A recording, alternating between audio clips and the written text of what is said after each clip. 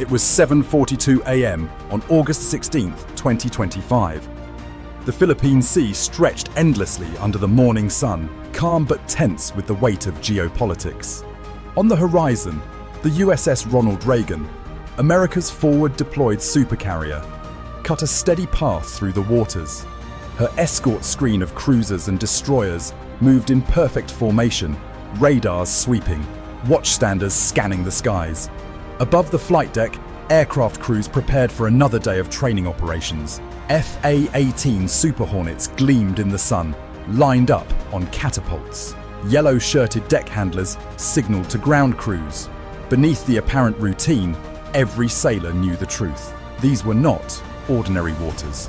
The Philippine Sea had become the front line of great power rivalry, and every exercise carried the possibility of confrontation.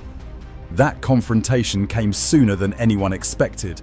At 7:43 a.m., inside the Combat Direction Center of the cruiser USS Chancellorsville, a radar operator's screen painted a faint return.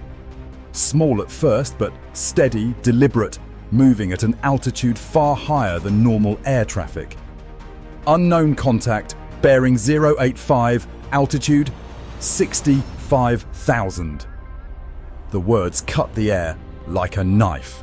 65,000 feet meant one thing: a high-altitude reconnaissance platform. The operators quickly ruled out civilian aircraft. Too high, too slow, too deliberate. At 7:46 a.m., analysts confirmed the classification. The contact was a Chinese WZ-8 spy drone, one of Beijing's newest assets, designed to penetrate airspace and gather intelligence from altitudes beyond most interceptors. Long, sleek, and stealth-optimized, it carried synthetic aperture radar, high-resolution cameras, and signals intercept packages capable of mapping every electronic emission within hundreds of miles. The Reagan's admiral was briefed immediately. His jaw tightened. The drone was not in Chinese territory. It was in international airspace, directly above a US carrier strike group. A bold provocation. The admiral gave the first order. Track and monitor. Alert the Air Force. Await engagement authority. By 7:50 a.m., the drone settled into a slow, methodical orbit over the strike group.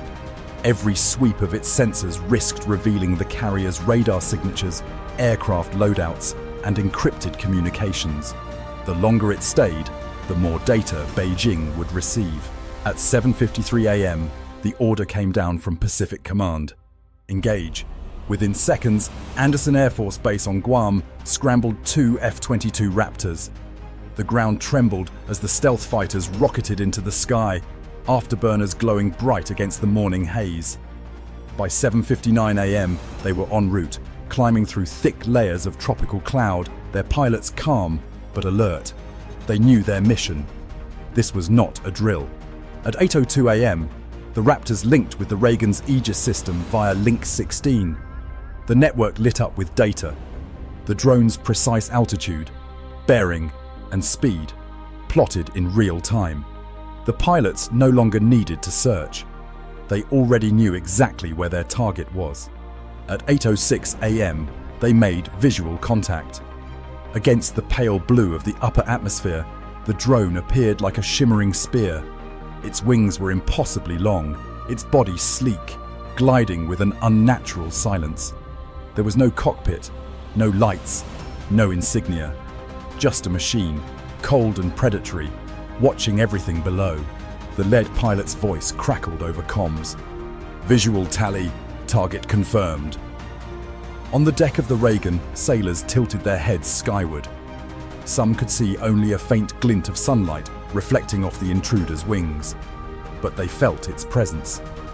Every man and woman aboard knew they were being watched, their movements recorded, their defenses probed. At 8:09 a.m., the order arrived. Weapons free, engage! The lead Raptor lined up. Inside the cockpit, the AIM-120 AMRAAM missile armed with a sharp electronic click. The pilot's eyes locked on the shimmering figure above, his targeting system confirming lock.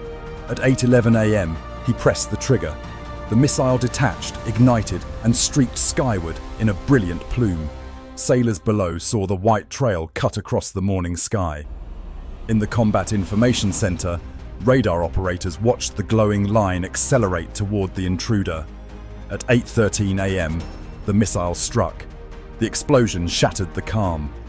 A fireball erupted at 65,000 feet, splitting the drone into fragments. Pieces of carbon fiber and electronics tumbled down like confetti, disappearing into the sea. The wreckage left a faint smoke trail that slowly dissipated against the sky. Target splashed. Kill confirmed, the Raptor pilot reported. Cheers erupted aboard the Reagan. For the crew, this was more than a kill. It was a victory over intrusion, a declaration that American skies remained defended. But far away in Beijing, the reaction was anything but cheers. At 8:17 a.m., Chinese radar stations on Hainan registered the sudden loss of signal. The drone's live feed cut off mid-transmission. Operators scrambled to confirm. Within minutes, the news reached the Central Military Commission.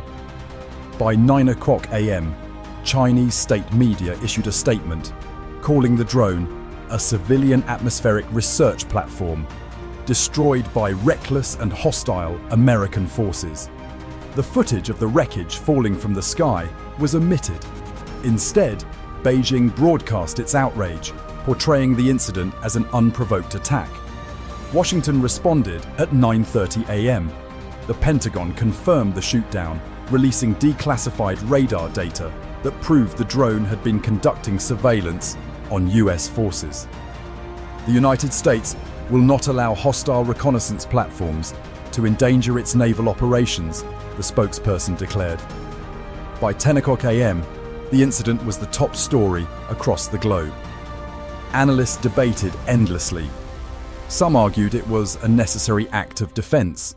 Others warned it was a dangerous escalation, a step toward open conflict. For the sailors aboard the strike group, however, the conclusion was clear. They had been spied upon, they had responded, and they had won. At 11:12 a.m., the Raptors touched down in Guam. Ground crews swarmed to refuel and rearm them, while the pilots stepped from their cockpits, calm but carrying the weight of what they had just done. Their mission, once classified, was already a headline shaping the geopolitics of the Pacific. The Philippine Sea returned to calm. The Reagan launched her Super Hornets once again. Her escorts resumed their patrol arcs. But beneath the routine, everyone knew the stakes had risen. This was not just about one drone, it was about the contest of the century. America's steel giants and stealth jets versus China's drones, missiles, and shadow fleets. Every move tested the other. Every action carried the risk of escalation. And on August 16th, the United States had drawn its line. The message was unmistakable. The Pacific skies are not free for spying. They belong to those who can defend them. If you believe in the courage of the pilots and sailors who protect freedom of navigation and the security of American forces, share this video, hit like, and subscribe to the channel for more gripping encounters from the front lines of modern warfare. And in the comments, tell us, do you think unmanned drones will define the wars of the future, or will manned jets and aircraft carriers always remain the decisive power in the skies?